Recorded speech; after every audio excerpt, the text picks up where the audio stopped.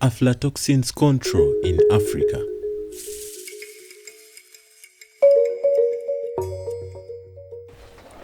Agriculture is a backbone for many countries in Africa.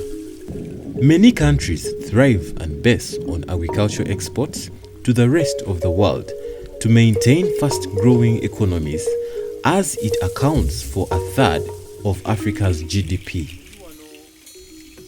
African economies rely heavily on agriculture. For sub-Saharan Africa, the agriculture sector's share in GDP was 12.7% in 2009 and provided employment to more than 60% of the labor force. Globally, agriculture's share in GDP is only 3.2%. However, heat and lack of rainfall causes several problems for farmers. Among these is the presence of aflatoxins contaminated grain being produced in the region. Aflatoxins are poisonous byproducts produced from the fungi Aspergillus flavus. A number of crops can be contaminated by fungi, but there is a specific type of fungus that contaminates normally dried produce. This is known as Aspergillus flavus. So it produces, as it consumes, it produces waste products, metabolic products, which tend to be toxic.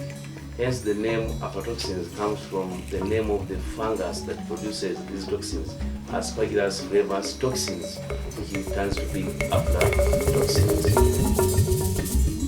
Humans and poultry are among the species most sensitive to aflatoxin. It causes health problems in livestock through contaminated feed supplied to them.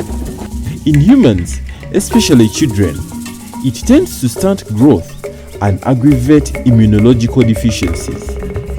It is linked to liver disorders and the hepatitis B virus, which causes cancer.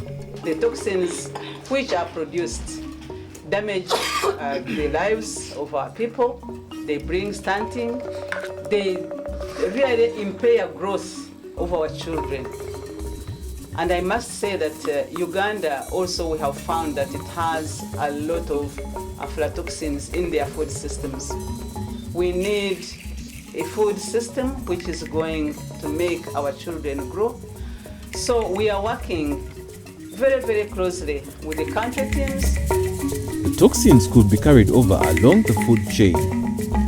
Current reports indicate that aflatoxins contribute to nutritional and economic losses in major commodities, including groundnuts, maize, sorghum, cassava, yam chips, and therefore contributing to a significant public health burden in developing countries. These are mainly found in the crops which we normally dry: maize, groundnuts, sorghum, cassava to some extent. So it is really quite toxic and has been linked to problems of liver cancer, reduction in immunity.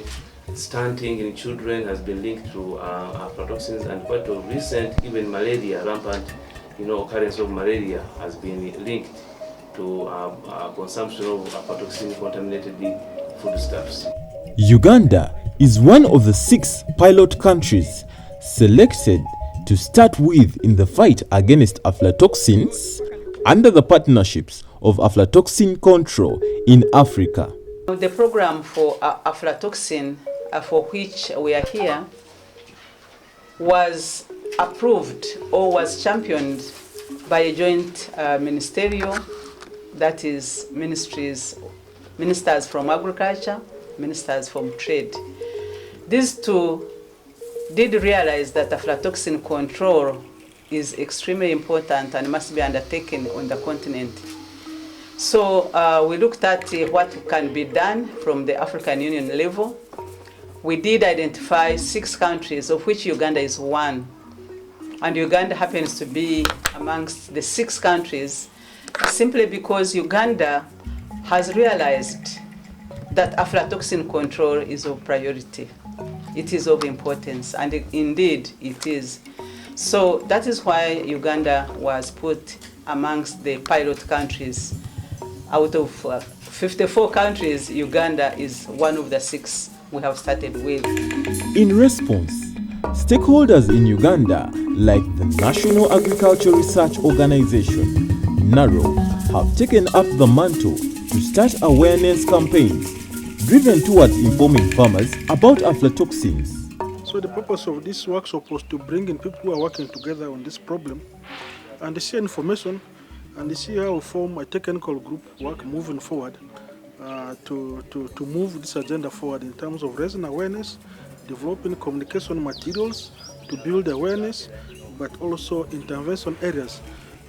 Because the other dimension is it also affects grain quality, so it has an impact on related to economy. So economic impact related to poor grain quality. And in the farmer's word, I am a farmer, a dairy farmer and a poultry farmer. That's what I do. And today I came in for this workshop. I was invited as a stakeholder, and although it was too scientific, it was so scientific, but I think it is good because I learned something very important, that in the handling of our agricultural produce, right from the time that we begin pre-harvest and post-harvest handling of the produce, there is a chance of, from a layman's point of view, there is a chance of the produce getting corrupted, and corrupted by technically what they call the pathogens or some things that would create organisms that would create later on a problem which would end up becoming cancerous.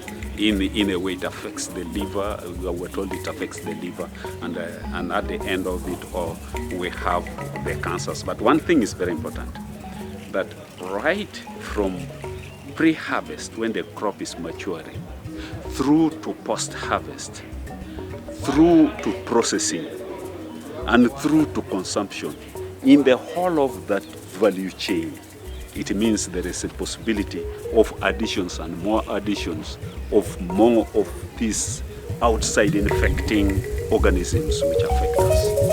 Aflatoxins have become a threat to the African economy and lives. This has got to stop and be worked upon urgently.